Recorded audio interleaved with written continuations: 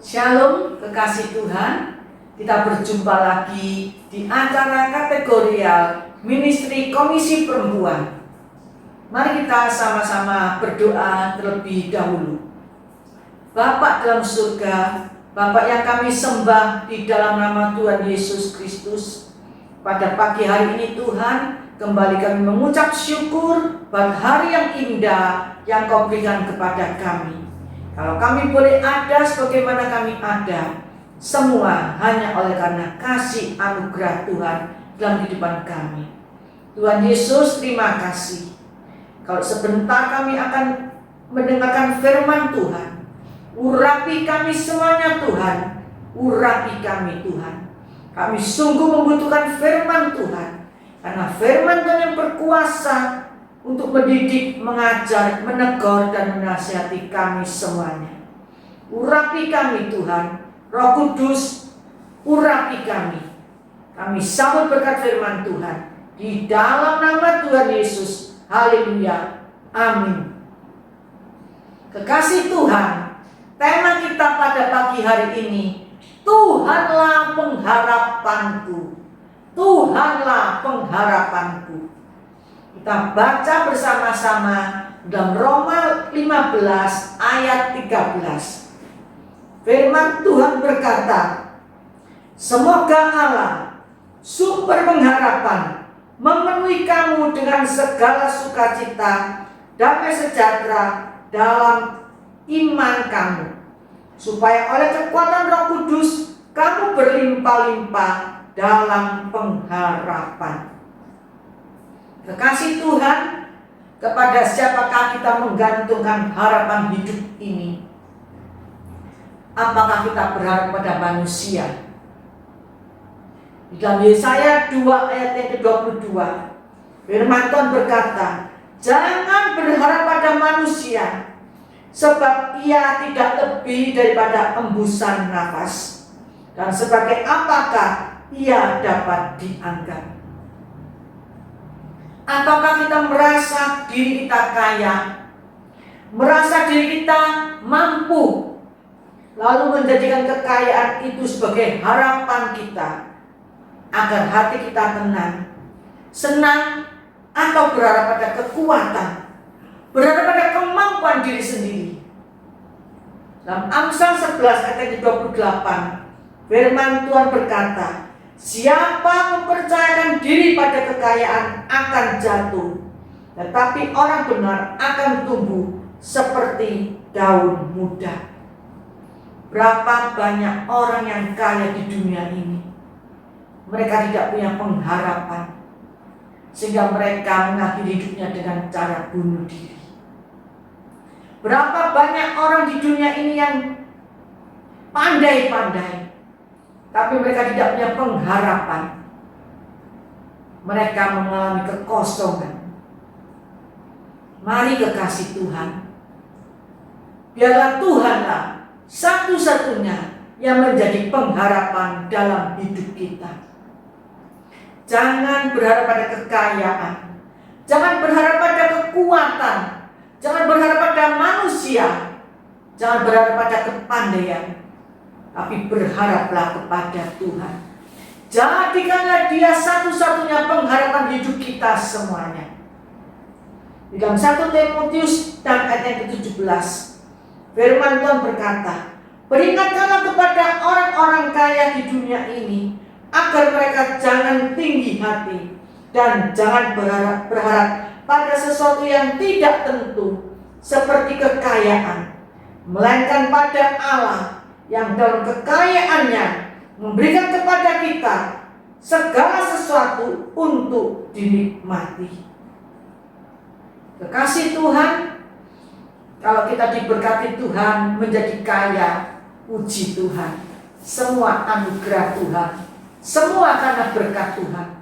Tetapi ingat, janganlah menjadikan kekayaan kita adalah pengharapan kita,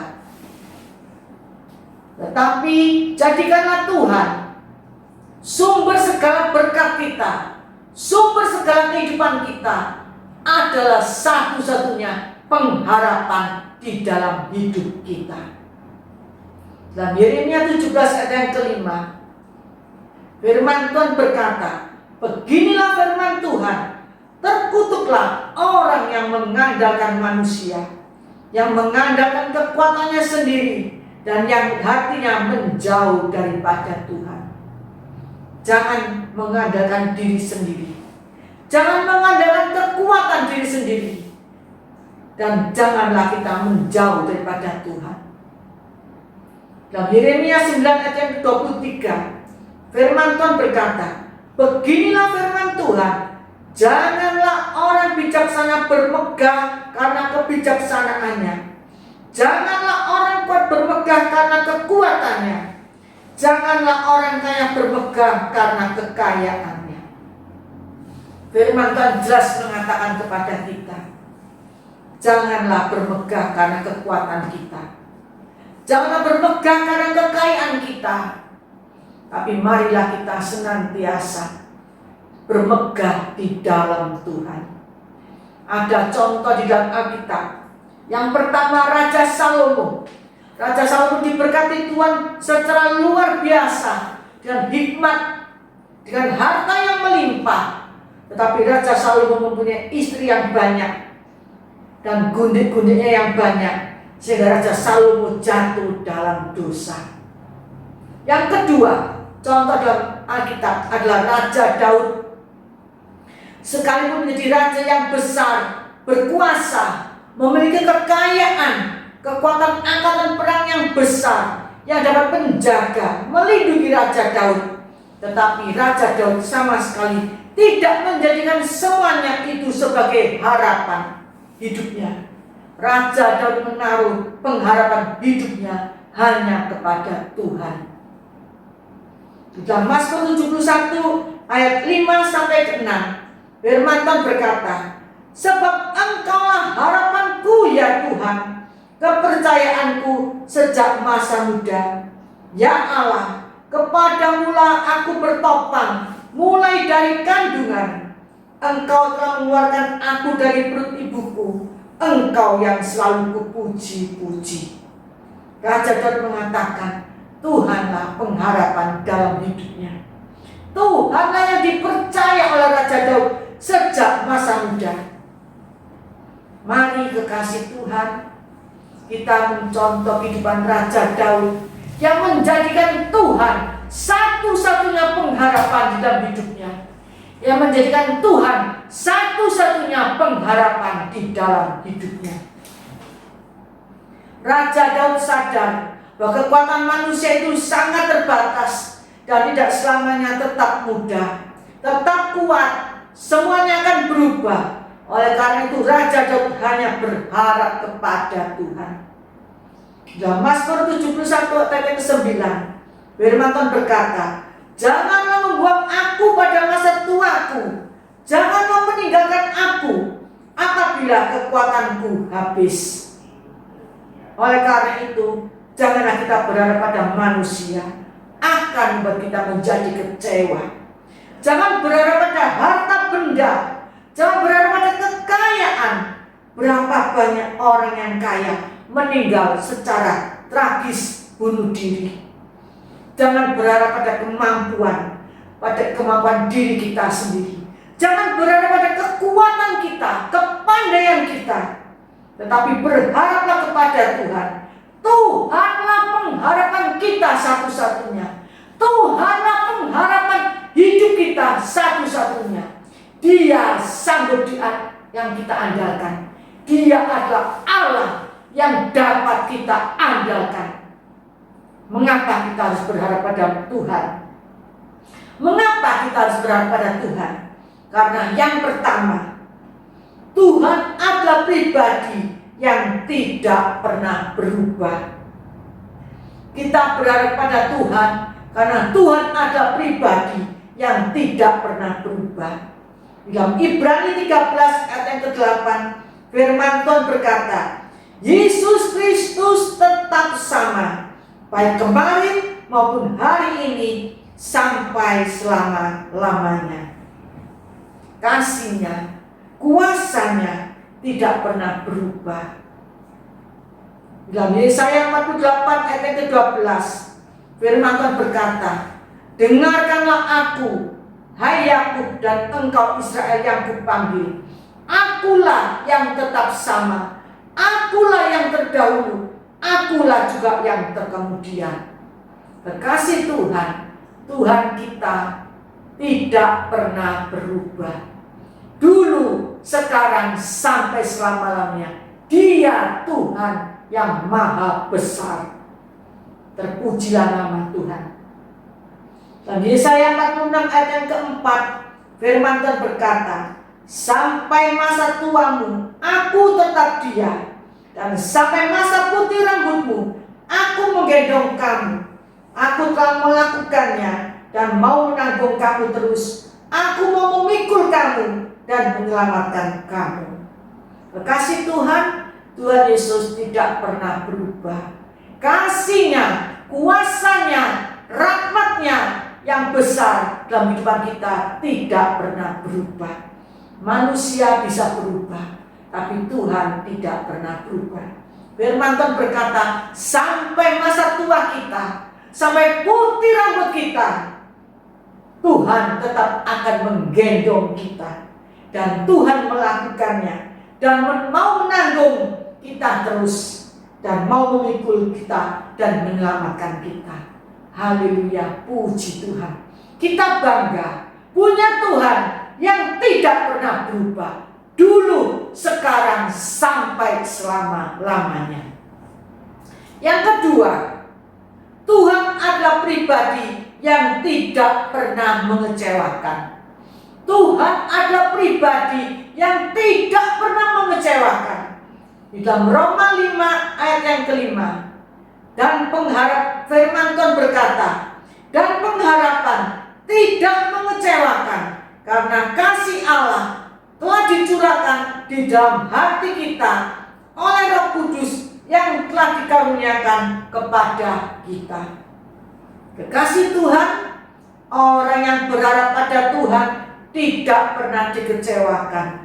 Orang yang berharap pada Tuhan tidak pernah dipermalukan.